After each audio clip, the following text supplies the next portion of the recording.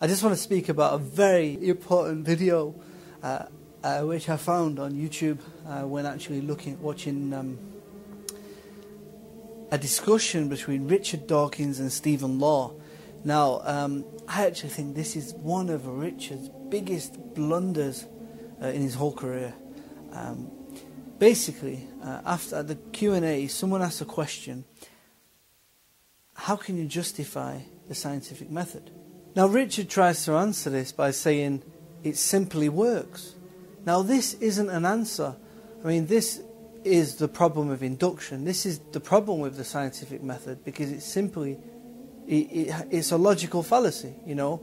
It's saying that just because something happens in the past, that it's going to happen in the future. Yeah, and we can't say that, you know. If all the apples I've observed in my life are green, I cannot say that all apples are green.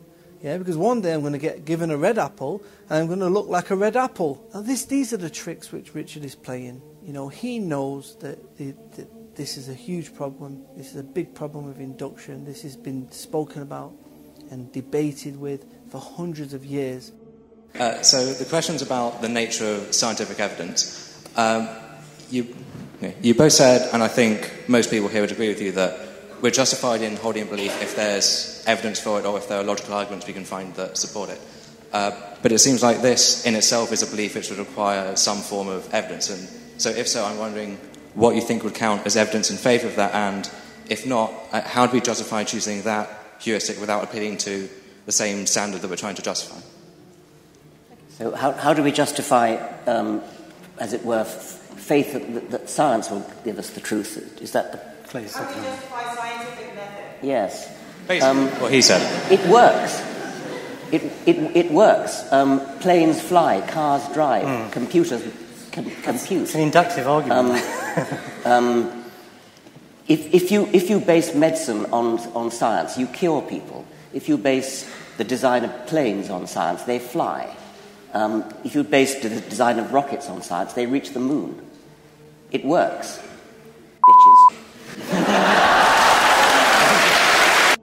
At the end of his argument, he just gives a nice punchline to basically, you know, make everyone laugh, and anyone who is ignorant towards what the question was, you know, just presumes that the question's been answered, and without actually understanding that it's not been answered. Richard's just playing games. Can I didn't say, just to clarify, I didn't say that a belief is reasonable only if it's based on evidence or some kind of rational argument. In fact, I questioned that, and actually I don't believe it's true.